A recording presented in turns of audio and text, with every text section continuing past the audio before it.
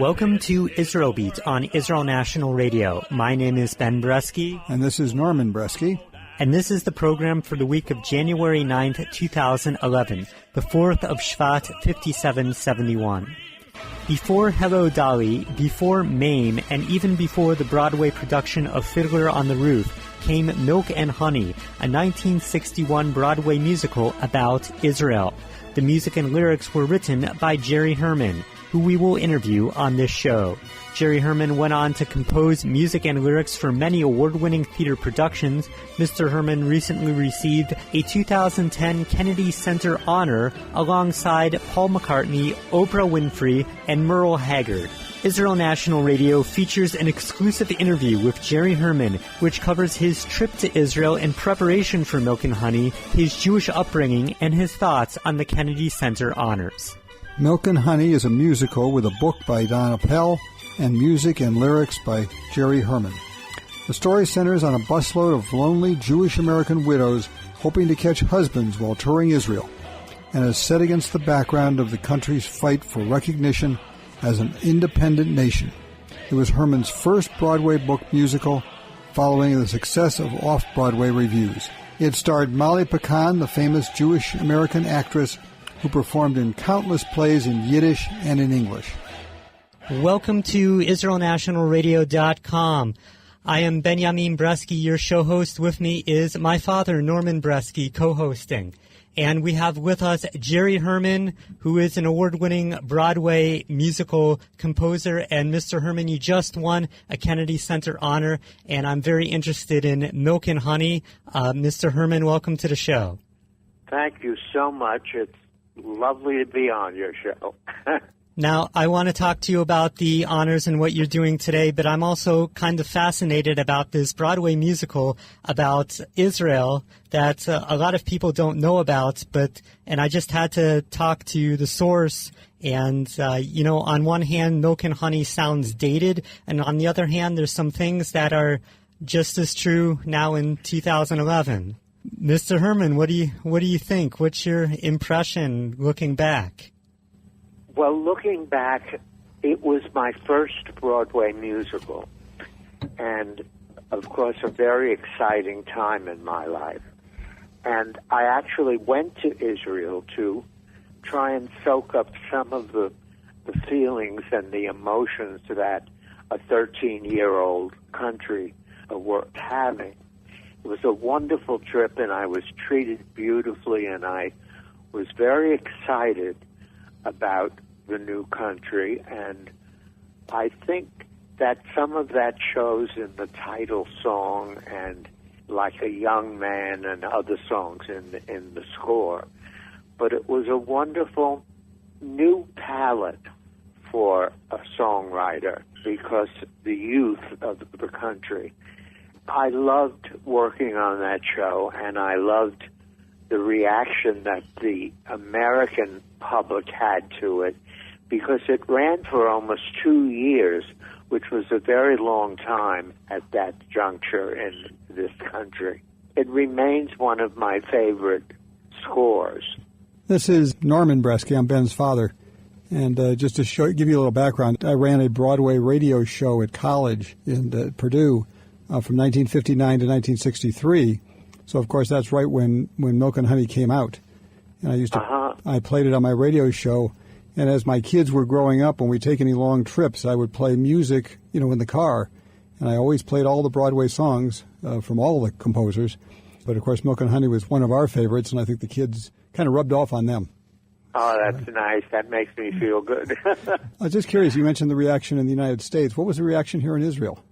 I don't know. I never knew whether Israel knew about it, because it never played there. I was confused about what anybody thought about it in Israel. Maybe Can now you answer that question for me? Well, I don't know, but maybe now at least the English speakers who will listen to this interview will know about it. For those that don't, yeah, there are some things that people don't know about that went on in America, but maybe there'll be some kind of revival. There's never been a revival in this country yet. I think part of the reason is because it was about the of the country itself. And as the years have gone by, that's no longer accurate. But I loved the excitement of being in a new country and seeing the millions of trees that had been planted and seeing the pride on everybody's face. That's what excited me. I think there's a lot of very good work of mine in that score. I would love to see a new version of it done. It needs a new story, but there's a lot there that could be adapted to today. Now, there's a character, I believe, Adi, the Israeli, and he sounds so familiar. I think I know Israelis that are just like him today. Some of that cynicism and yet also pride in their country. Exactly. Yeah. No, he's one of my favorite characters also. With all the right changes, I think it could be very valid today. What was it like to work with Molly Picon? Oh, it was a dream. She was a great lady and a great talent, and she took to the part like it was created for her, which it actually was, by the way. We had her in mind to play that role from the very beginning. She was just everything that embodied a warm Jewish mother and a great performer and theater lady at the same time. The audiences truly adored Molly. That's a little before my time, but I've read the old interviews and I've seen old clips, and I sense that as well about her. A little side question. One of your other plays, of course, is Mame, and there's a song in there, We Need a Little Christmas. And in looking at that, and then, of course, Christmas just ending, all the other Christmas songs that were written by Jewish composers, is there any particular reason that so many... Isn't that interesting? Well, of course, the most famous Christmas song was written by Irving Berlin. Of course.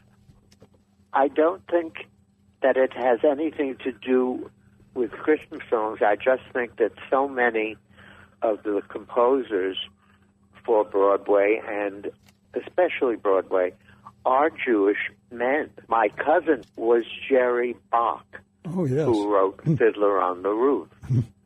That's interesting. I didn't know that. We were very proud of the fact that we were cousins, and Hello Dolly and Fiddler played across the street from each other for, at least 7 years, I believe. And I never tired of pointing across the street and saying, my cousin wrote that show. Interesting. And we were very good friends, and he passed away just recently, and I miss him very much. I enjoyed playing all of these Broadway songs and still do. I still have the 33 albums sitting in my basement, and every once in a while I'll drag them out to continue to play them. So Jewish people liked Milk and Honey and non-Jewish people liked Milk and Honey, and I guess I can envision a story today, but I'm trying to think if this came out today, what would be the reactions? Would people bring in all kinds of political ramifications if it came out today? Well, maybe that's true, but maybe the art of musical theater could help that and warm people's feelings about some of that. Music has a way of doing that. Well, nothing soothes and heals like music and lyrics, and I think it's possible, yes. Let's talk about today. What are you doing today, and how does it feel, if that's not too silly of a question, how does it feel to get the Kennedy Center honor? It's not a silly question because it's impossible for me to describe how that felt as an American man. It's the highest honor that's given in this country. And I was with the President and Mrs. Obama and with Hillary Clinton, and it was just surreal. it was so exciting and so meaningful to me. It was, of course, the highlight of my career and my life. And I don't think there's any other award that could ever be given to me that would be as meaningful as that. It sounds good. It sounds wonderful.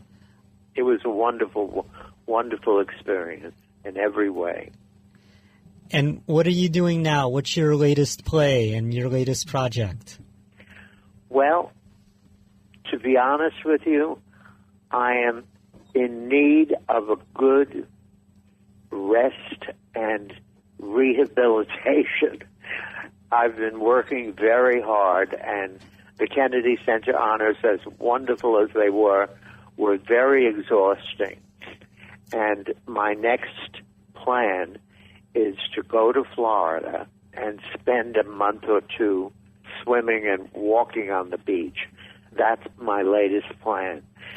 And that will be followed by a revival of Hello Dolly with a wonderful director and star, both of whom I can't mention now because the contract haven't been signed. But there will be a new Dolly for 2011. Looking forward to that. According to the internet, it says, Jerry Herman wrote in his memoirs, I learned about prejudice at an early age when a group of neighborhood boys threw stones at me on my way to Hebrew school. That's absolutely true. Any more to that story? No, that's really what it was. I came home crying, and my mother and father handled it very, very sensibly and said there's always a bad pickle in the barrel, and those boys really don't know you, and if they did, they would like you and you'd be playing together. And they handled it very, very well and made me feel well as a kid of that age can feel, who's just been stoned by a bunch of bullies. But it taught me a great deal, and you never forget an experience like that. Any other Jewish experiences growing up that come to mind? I was always treated very, very beautifully by my friends and, of course, my relatives at that time. And I was never made to feel that it was any different being Jewish as I feel today.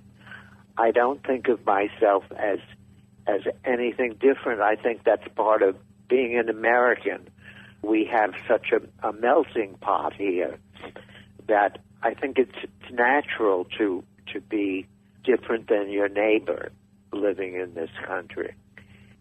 I really have had a beautiful life, other than the stoning story, that has not been marred by prejudice or people's stupidity. I've been treated like an American, and sounds good. Sounds like a good. It has been a wonderful life. It has been a beautiful, rewarding, and very exciting life. And the Kennedy Center Honors just topped it all. I'm on my way to Florida to get some sun, and I hope it's warm down there. Those sound like good comments, fitting for a Kennedy Center honoree. Thank you very much for doing this with me. I appreciate it. My memories of Israel are beautiful and very, very warm. I hope to get back there one day. That would be nice. We'll come out and greet you, for any performance or anything like that. Oh, thank you. That's very, very nice of you. And it's really a thanks so much. Thrill for me to have been able to talk to you after playing that music over and over and over again. It brings in new meaning now. Mr. Herman, thank you very much for coming on with us. Any final quick comments you want to say about anything? No, I think that you covered everything that I wanted to say, and I thank you so much. Well, that wraps up our interview with award-winning composer Jerry Herman. For more information, you can visit www.jerryherman.com. This has been Ben Bresky and Norman Bresky for Israel National Radio. If you have any questions or comments, you can email me at bbresky@israelnationalradio.com. That's spelled BBRESKY@israelnationalradio.com. Thank you to my father, Norman Bresky. Shalom, and see you next week. Shalom. Shalom, shalom.